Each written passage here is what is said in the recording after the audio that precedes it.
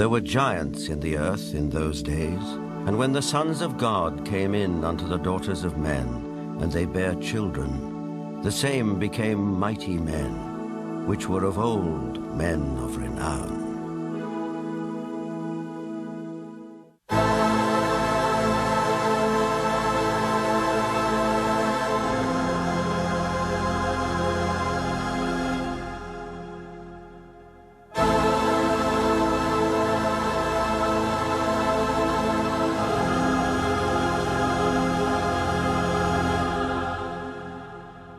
The Maya and Incas of South America believed a race of giants existed on Earth before the Great Flood. So did many other ancient civilizations. Some took them for gods, others left likenesses of them in stone or wrote about them in their histories. The Greeks and Romans told of blood falling from heaven and landing in the lap of the earth goddess Gaia, who gave birth to the Titans, a race of fearsome giants.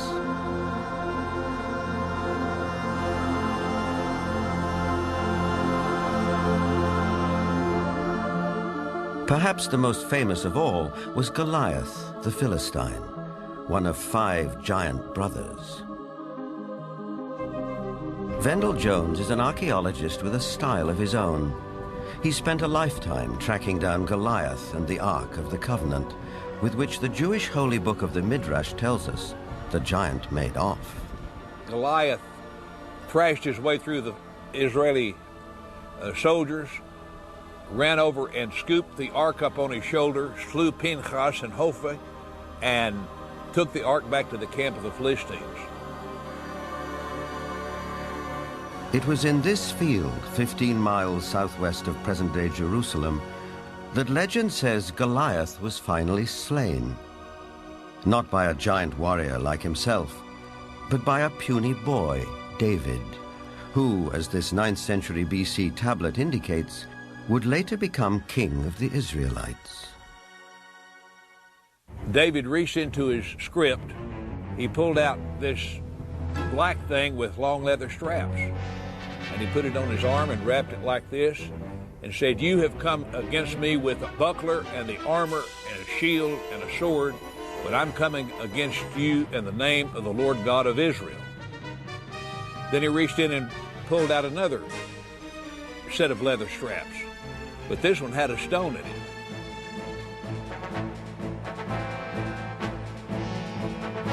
And like this, the shepherd boy cracked Goliath, stunned him. He didn't kill him. Goliath fell on his hands and knees. David ran over and took the sword of Goliath, this enormous sword that had killed Hophni and Pinchas. And with Goliath's sword, he decapitated him.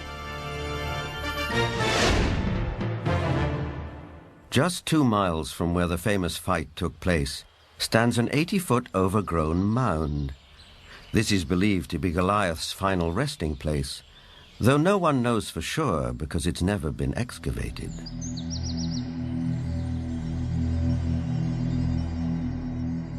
In the American Midwest, there are also many large mounds, which are said to be graves.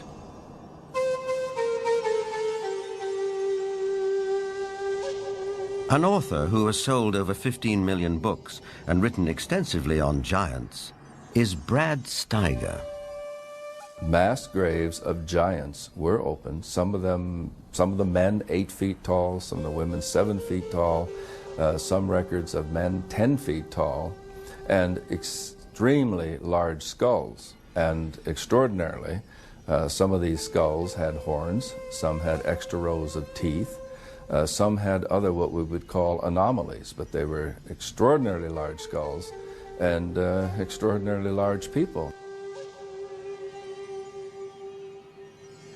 A maverick archaeologist who has long been fascinated by legends of American giants is David Hatcher Childress. A number of mounds in the Midwest in America were excavated starting in around 1850. And in many cases, they would find skeletons of people who were in excess of 7 feet tall.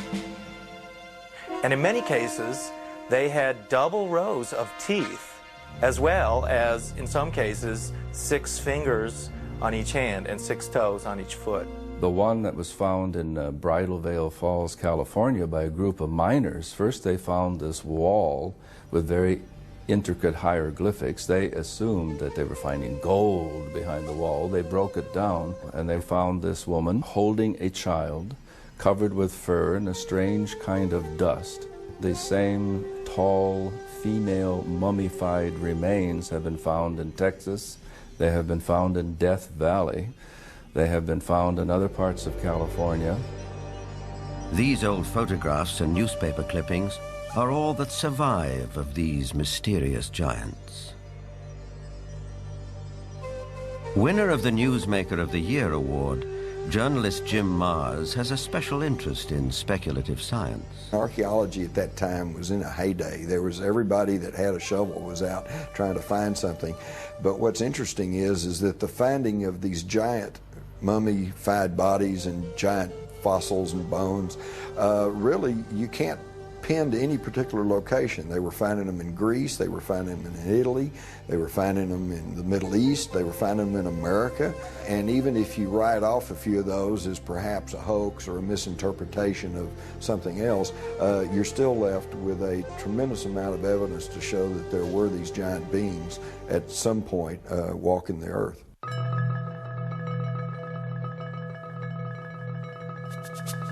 In 1912, ranchers started coming to this isolated cave near Lovelock, Nevada, to dig out bat guano for fertilizer.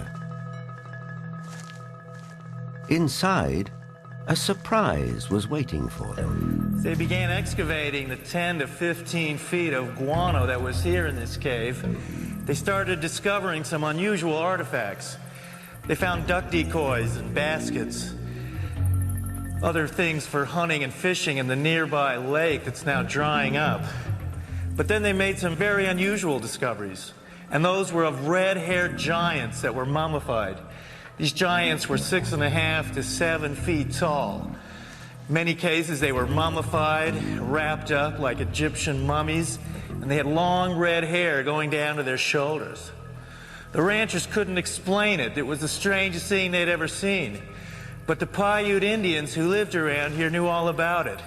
In fact, back in 1883, Sarah Winnemucca, a Paiute Indian princess, had written a book called Life Among the Paiutes. In that book, she talked all about the giant, red-haired people who used to live around this lake and live in this cave. She claimed they were cannibals. That tribe would eat the dead. They would make war on my people. My people went to work and gathered wood to fill up the mouth of the cave. At last my people set it on fire and called out to them, "Give up or you will die." But no answer came. Now, one of the great mysteries of the West is what happened to these giants? There was nearly 60 skeletons brought out of this cave, but today they're nowhere to be found. Is it that there is some kind of archaeological cover-up that has occurred here? Something that concerns giants? Perhaps the entire story may be a rural legend, or like tons of buffalo bones, the remains may have been burned and used with the bat guano as fertilizer. Whatever the explanation, proof that there were giants here has disappeared. Yet at the same time, tantalizing clues to their existence can be found all over the world.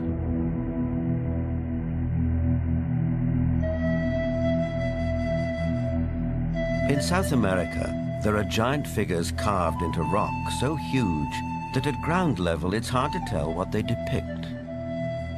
Though from the sky, that becomes dramatically clear.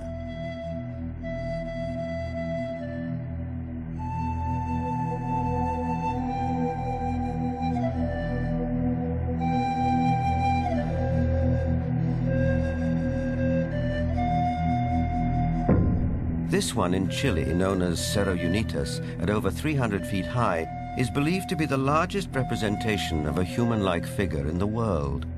Who carved it and why remains a mystery.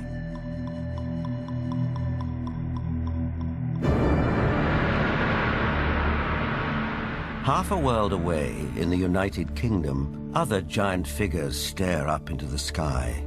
This one is known as Cerne Abbas near Shaftesbury. Cut into the chalky hillside, no one knows how long ago, it may represent the mythical hero Hercules.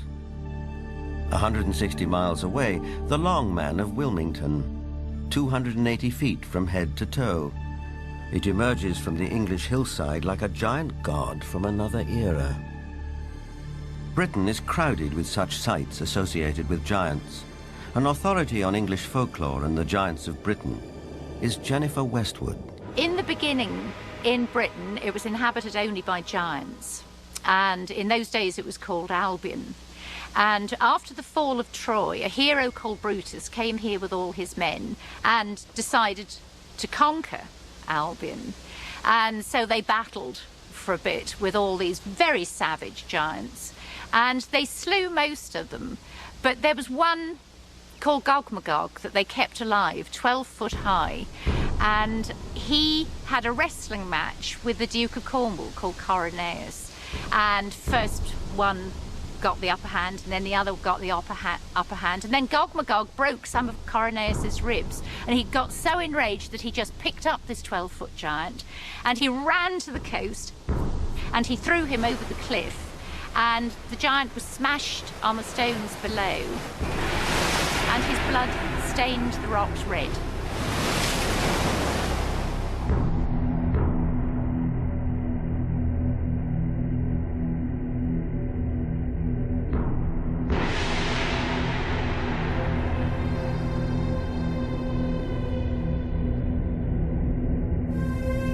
Giants also figure in the mythology of Stonehenge, arguably the most famous megalithic structure in the world. These massive standing stones, the largest 30 feet tall and weighing 50 tons, were erected here thousands of years ago. The early Britons called the stone circle the Giant's Dance and believed giants had built it. Who really built Stonehenge and how they did it are enduring mysteries. Perhaps in the end, we have to turn to legends for an answer. This was somebody in the past with a technology that we don't have, or a magical skill we don't have, creating these things.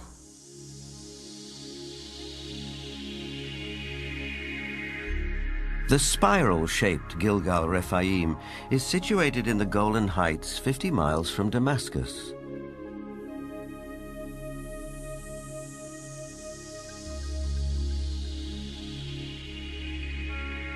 Constructed from an estimated 40,000 tons of loose rocks, it is remarkably reminiscent of Stonehenge. Both have been dated at around 5,000 years old and have similar megalithic stones. And like Stonehenge, Gilgal is also said to be associated with giants. Only in this case, there's biblical text which seems to support the claim.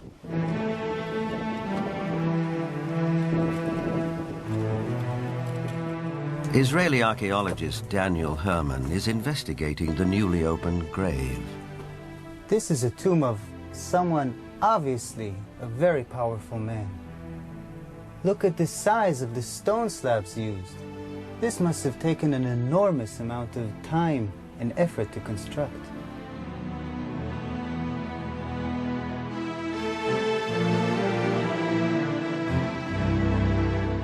When the Israelites came here and wrote their Bible, it was already here. They saw it. So they have documented the identification of the site by saying that this region was ruled by Og, king of the Bashan.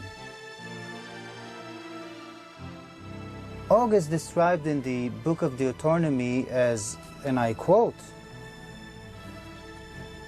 "For only Og, king of Bashan, remained of the remnant of the Rephaim." Rephaim is Hebrew word for giants.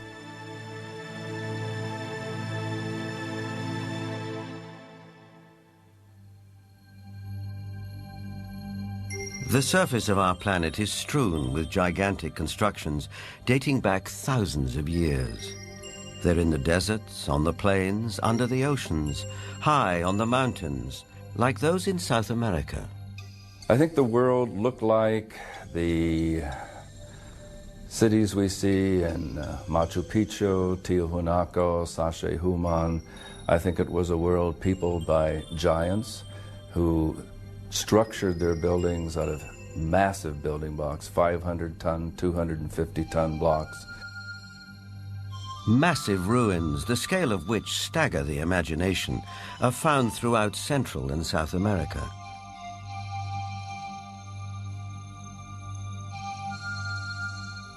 Even a skeptic might be tempted to ask, who could have built these architectural wonders, if not a race of giants?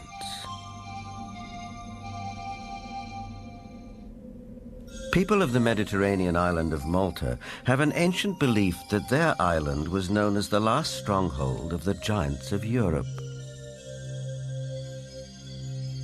An explorer who has made a lifelong study of megalithic structures is the best-selling author of The Eyes of the Sphinx, Eric von Daniken. Malta has gigantic temples. They date really back to the past. Nobody knows exactly, but 5,000 years at least BC. And one of the temple in Gozo still today has the name the Temple of Giant, Gigantia, they call it there. A local legend says the temple was built by the giantess Sansuna. The blocks are so huge, so heavy, that no normal human being could have moved it. In Bolivia, only 30 kilometers from Lake Titicaca, there are gigantic stone platforms all over the place. The largest of it was once 29 meters long. Its weight has been calculated with 900 tons. Now, this is on a place where we are 4,100 meters high in the Andes, which means there are no trees, no wood, nothing. It is not possible to transport a 900-ton platform without any wooden rollers. Even with wooden rollers, it would be extremely complicated. So these facts are here. You can see them, touch them, photograph them, but there is no explanation for it. For sure, the pre-Inca Indians, the Aymara, were not able to move it. So what is it? What's the result? We don't know. On many places on Earth, we find structures which could be related or to ETs, to a technology which we do not understand, or to giants. ETs, giants, a secret technology? Believers take it in their stride. Here's the best-selling author of Architects of the Underworld, Bruce Rux. The architects are that race or those races who built all the megaliths in the old world, the pyramids, Stonehenge. They are the people who walked before us, the ones who inhabited this world before we did. We have called them gods. We've sometimes called them giants. They left their handiwork behind, and we have not been able to duplicate it. We've only reached the point now where we can really appreciate it. In Lebanon, 44 miles from Beirut, are the imposing ruins of Baalbek. There is mention of this place in the Old Testament's Book of Kings. Baalbek in particular is a very good example. That has the trilithon. Those are the largest stones in the world ever used for construction. They're so large we don't even know their actual weight. Those stones were somehow quarried, moved 5 miles, lifted 25, 30 feet in the air, and placed together so closely that you can't fit a razor blade or a piece of paper in between them. We have no idea how they did it. We don't have a crane in the world that can lift weights anywhere near what those things are. No one knows for sure, but according to Arab tradition, the earliest temples were built here after the Great Flood by a tribe of giants for the biblical king Nimrod.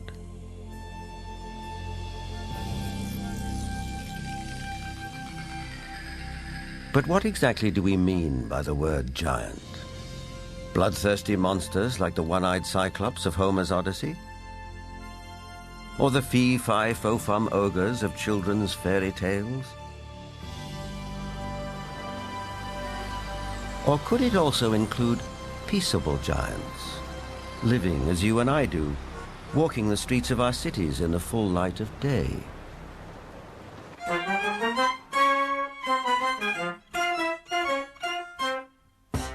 There are really two kinds of people who could be considered giants. There are giants who are genetically programmed to be tall, people who are normal, but their genes mean that their genes lead them to be very, very tall. And then there are people who suffer from some kind of a disorder, the most common of which, or at least the most well-known of which, is acromegaly, which is a disease in which there is too much growth hormone produced.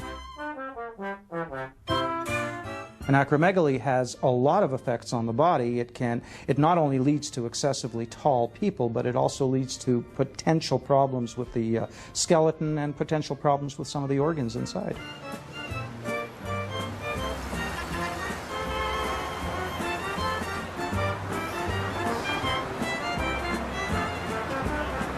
Ryan is a healthy, well-proportioned, 7-foot-tall, normal young man. I just wish I were as tall as he was. But what makes a person unusually tall? Is it a family trait, nutrition, or something else?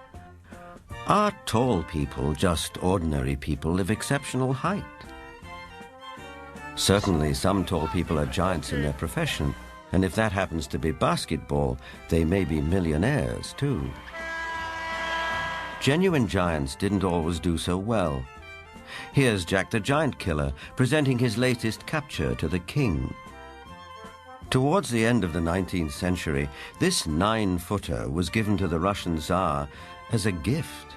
For some of the vertically unchallenged, it was possible to make a modest living by displaying themselves in public. From there, it wasn't very far to the Carnival Freak Show, which wasn't complete without one or more giants. Even after death, they could still draw a crowd.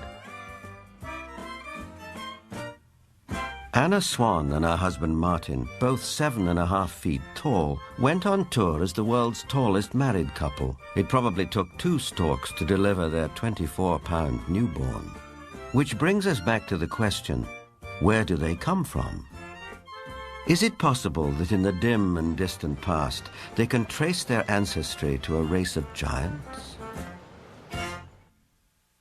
The Weizmann Institute's award-winning scientist, Dr. Marvin Antelman, believes he has the answer. If we all have genetic material from the first man, then it is not surprising to find here and there that you would have a giant existing among us today, because there would be a recessive gene that would produce such a person.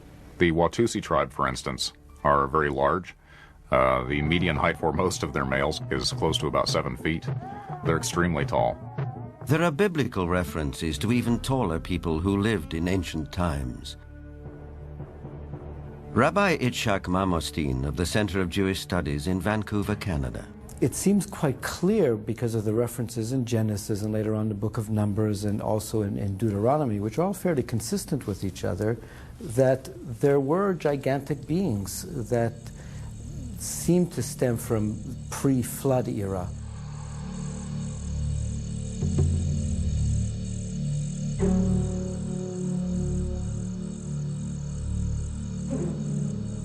Is it possible that environmental conditions of past ages favored the development of giants?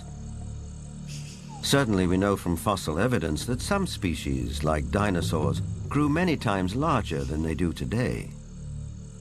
A supporter of this thought-provoking and controversial theory is Dr. Carl Bohr. Optimal genetic expression means the best that the organism has within the DNA is expressed because of favorable atmospheric conditions. Based on fossil evidence, trees like the California giant sequoia grew much larger than they do today. One theory explains this by proposing that environmental conditions in the distant past were more conducive to gigantic growth.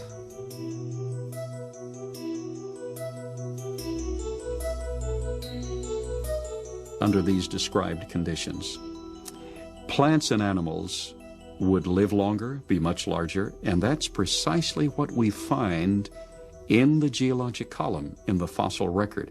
Plants were much larger. All living systems were larger. We have animals that today have an 8 or 9 foot stature with a 16 to 20 foot stature. We have insects such as the dragonfly. Today, the dragonfly has perhaps a 4-inch wingspan. In the fossil record, his counterpart, Meganeuropsis, had up to a 5-foot wingspan. Everything was larger in the past. I'm of the opinion that under better atmospheric conditions, people were living not only longer, but they were taller, much taller. Giants and dinosaurs could not exist today as they did in the past because the atmospheric conditions simply will not permit it. We had a greater ozone layer at the time prior to the flood. At the time of the flood, it was diminished to about 1/7 of what it was at that time, and therefore, life on this earth as we know it no longer has the same life expectancy as it did at the time of the flood. A thinning of the ozone layer means less protection from the ionizing radiation from space, and less protection for plants and animals. Being interested in Earth's original conditions, after 35 years of research on those parameters, I've attempted to reconstruct that context. And in so doing, I've had our engineers build a biosphere that doubles the atmospheric pressure, that increases the electromagnetic energy, that increases the ratio of oxygen, but not to the level of toxicity, that eliminates ultraviolet radiation, etc. And the experiments that we've run have been very gratifying.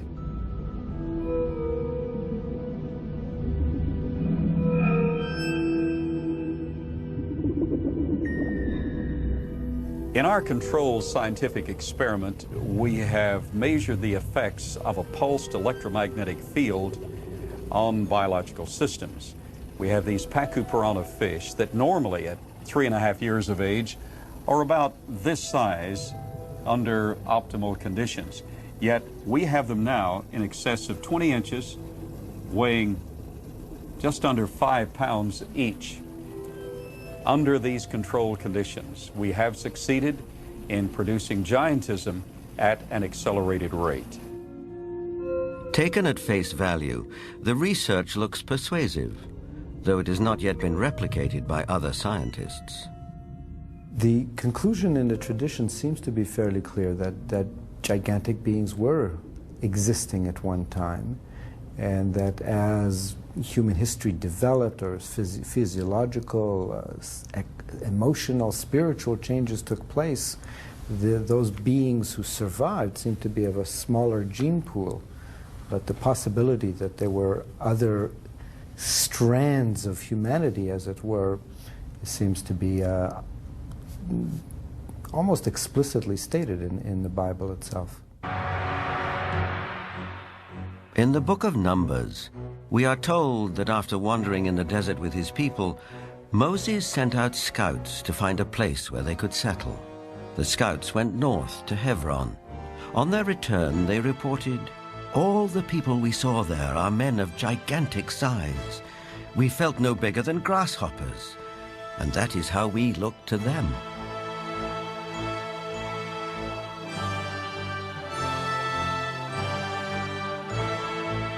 The tribes continued northeast to Mount Seir, known today as Petra in Jordan. But that too, as mentioned in the Bible, had been settled by giants. Wherever they looked, it seemed they found the remnants of giants.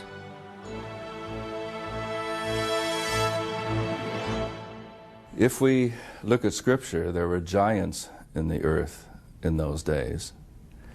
And if we take that literally rather than symbolically, that there were simply men of great powers and extraordinary abilities, then we could say that the first men, the first humans, were giants, or we could theorize that these giants came from somewhere else and used Earth as a colony. In itself, this notion is a startling idea. But a people more ancient than the Israelites believed the very same thing. They wrote that the giants were celestial beings who came not from Earth, but from another planet.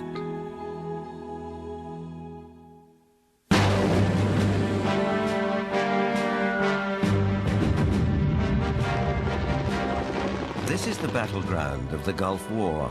We know it as Iraq. In the distant past, several great civilizations sprang up here. One of them, Babylon, was legendary for its wealth and splendor.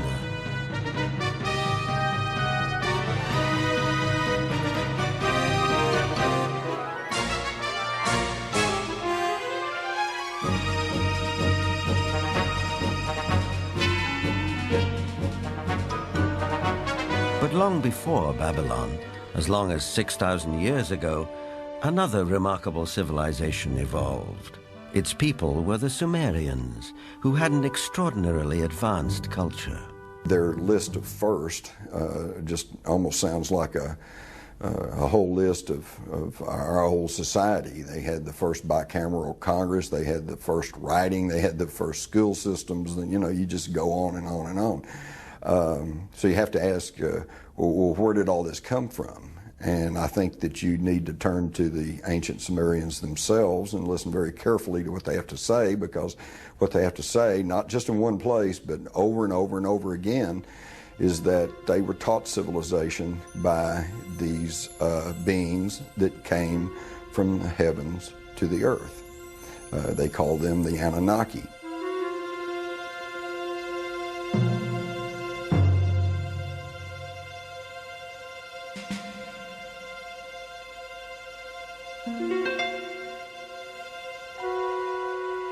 The Sumerians wrote down their history on clay tablets like these, which lay ignored in a Berlin museum for half a century. Few people have been able to decipher this ancient language, but one of them is Zechariah Sitchin. The writings and the pictorial evidence left behind by the Sumerians going back 6,000 years speak and depict people who came from another planet called Nibiru, and many of the depictions show them much bigger, at least by a third, perhaps more than the average human being, so they were giants. This Sumerian cylinder seal from a Berlin museum is astonishing for several reasons. First, it depicts our solar system with the sun at the center and the planets arrayed around it, a fact not known to European science till around 300 years ago. It also shows the planet Pluto, which we didn't discover till 1930. And amazingly, there's another planet, which the Sumerians called Nibiru, and believed that it was from where the Anunnaki, or celestial giants, came from.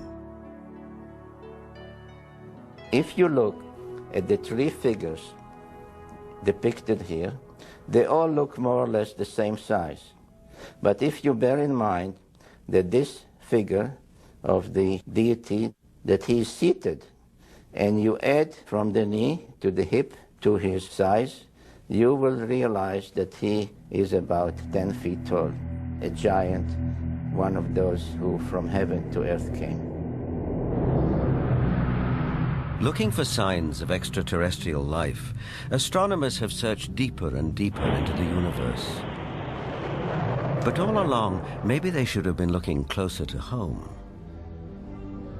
For it's in our own solar system that a mysterious object has recently been detected, near where the Sumerians placed their planet Nibiru, home of the Anunnaki. For the believers, this is convincing evidence that the celestial giants are real.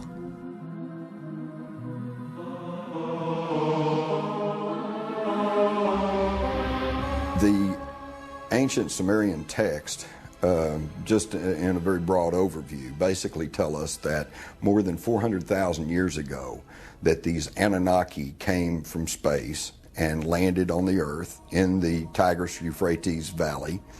They began to set up a colony that they called Eden. According to Genesis, Eden, or Eden, is where Adam was created from dust and Eve from one of his ribs.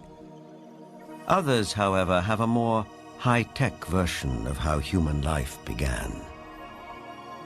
In time, needing manpower, needing workers, jumped the gun on evolution using genetic engineering. They took the sperm of one of the Anunnaki, mixed that with the ovum of a primitive humanoid, probably one of these primitives that we are now finding archaeological remains of in Africa, the famous Lucy. And they produced a hybrid which eventually became Cro-Magnon or modern man. Legend has it that when the Anunnaki came back after several thousand years to see how their genetic handiwork had turned out, they found the Earth females irresistibly attractive. It starts in the Bible. There you can read, in the beginning at Moses, when the sons of the gods saw that the daughter of man were beauty, they took them to wife. Later, out of the body's womb, giants came. So destructive were these titans that the Anunnaki who fathered them decided to destroy them. The apocryphal book of Baruch even tells us how many giants were wiped out. The book of Baruch says, "Then the Lord created the great flood, destroyed all life, which then was on earth, including the 490,000 giants."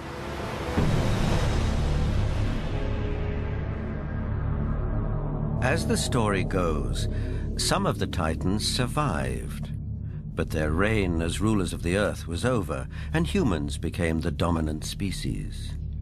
Still, the giants live on in memory, like something deep-rooted that comes from the beginnings of our existence. For some, this is far more than a simple memory. Perhaps they are the ones who report more and more encounters with giants emerging from UFOs. These believers will assure you that the Anunnaki or celestial giants are coming back.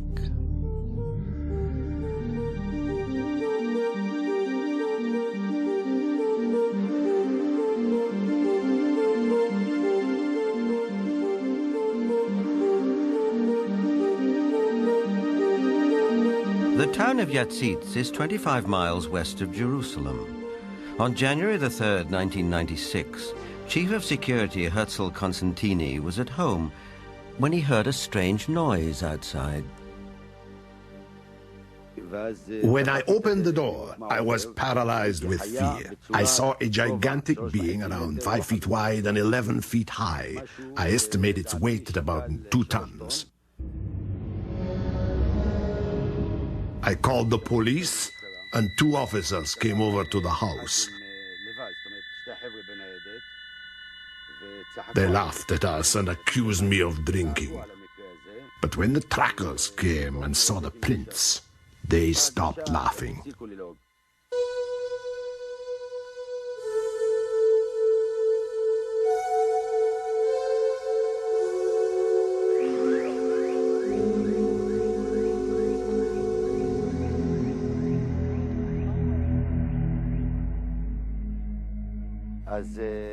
The tracks led right across my field. Many of them were 14 inches deep.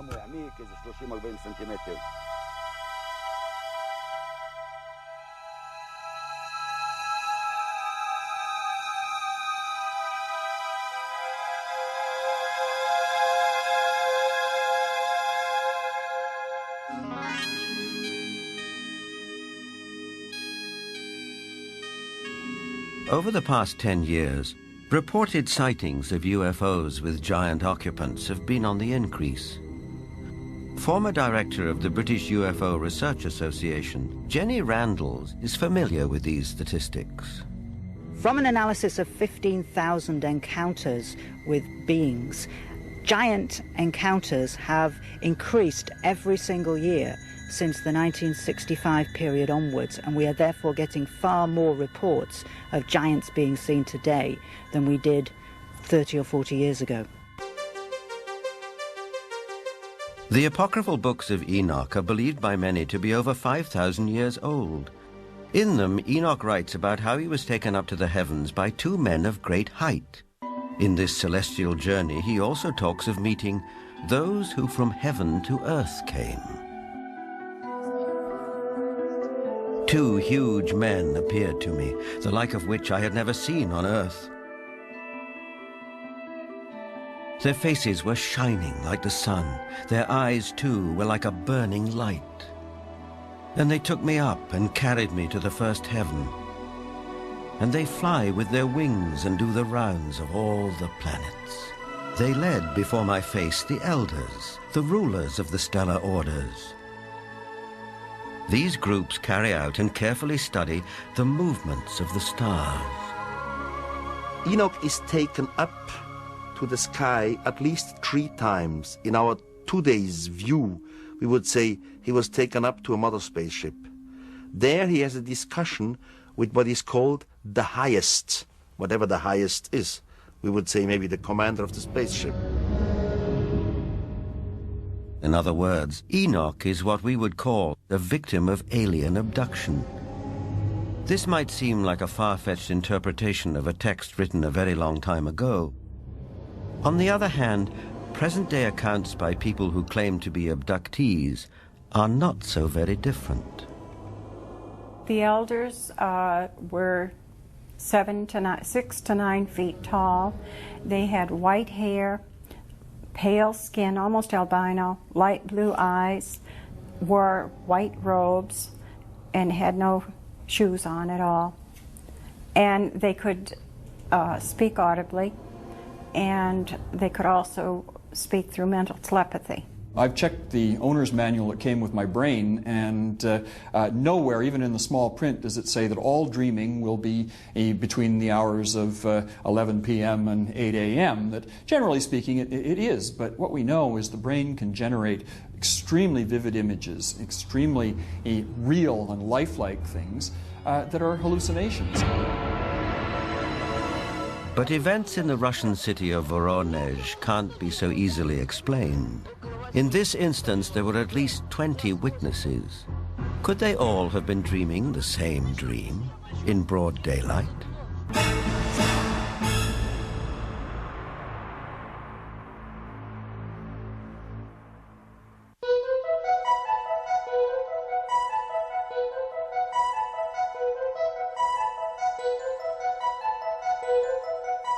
In September of 1989, something happened in the city of Voronezh, 200 miles south of Moscow, which caught the attention of the world press.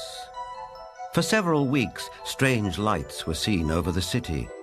Then on September the 27th, it was reported that a spacecraft landed in one of the city's public parks, from which 3 alien giant figures emerged. Nothing remotely like this had happened in Voronezh before. Before coming to America in 1990, Ukrainian journalist Paul Stonehill covered the Voronezh story for the international press.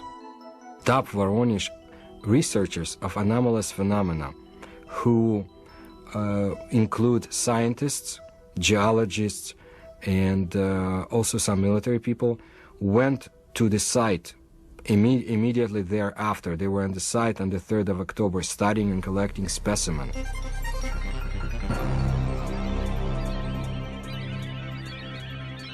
The encounter became a media sensation on national television and in the international press. Не было, ну уже хотя бы потому, что не было до сих пор в Воронеже событий подобных тем, а... Drawings of the landings by children who were there capture the event vividly.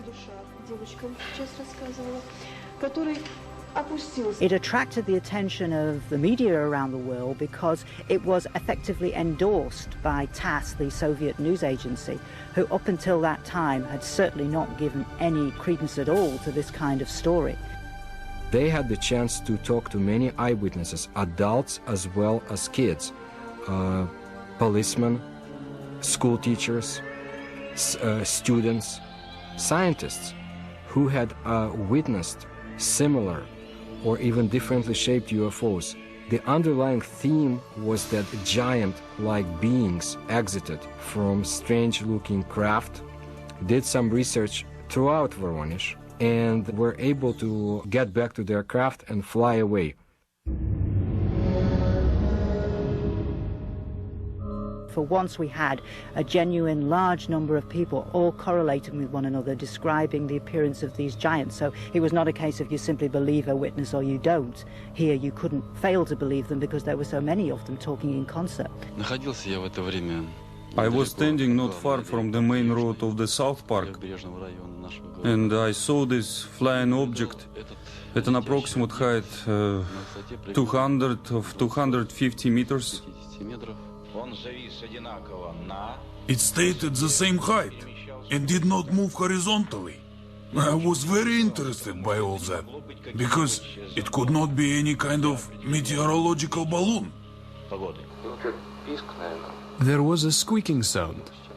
Perhaps some drilling tool was operating, like it was boring a hole in the ground. The creatures started coming out. They did not look too much like humans. They were much taller than humans. They did have shoulders, but I didn't see the head. He was huge, really huge, bigger than we are. He was a mighty figure. In 1989, Sergei Makarov was one of the school children who was in the Voronezh Park. I remember a crowd that gathered around the place. Everybody was scared. Everybody turned pale. I was absolutely flabbergasted. Denis Bozhenko was also one of the boys in the park on that day in September 1989. I saw some traces there, and also a strange man. Outwardly, he looked like any other man, only he was huge. A moment later, he suddenly disappeared. I had no doubt that the UFO and the giants existed, because I saw them. But sometimes when I look back, it seems sort of like a fairy tale.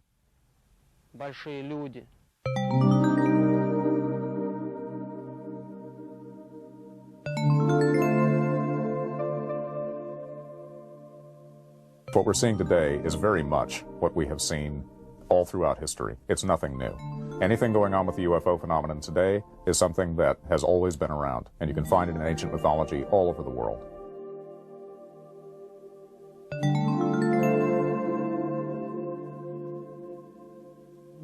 We have the legends, and of course, in some cases, we have cave paintings of giant-looking being and even footsteps. I would think something was in the past, and this something was much bigger than our normal earthlings.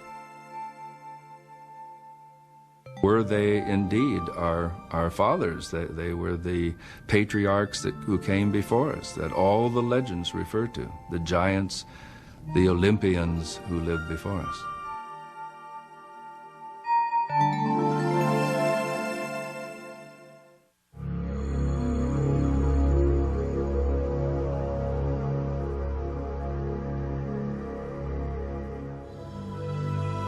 Whether fact or fantasy, giants have occupied our collective consciousness for as long as we can remember. But did a race of giants ever truly walk the earth? The ancient texts, as well as some of the evidence, suggest they did. And is it possible that recessive genes in the 7- and 8-footers that walk amongst us today could be connected to a former race of giants? Now, with reports like the giants of Voronezh, one wonders if perhaps the godlike giants of the Sumerians are coming back. But whether they are real, imagined, or allegorical, one thing is for sure. The mystery and the myth of giants will be with us for a long time to come.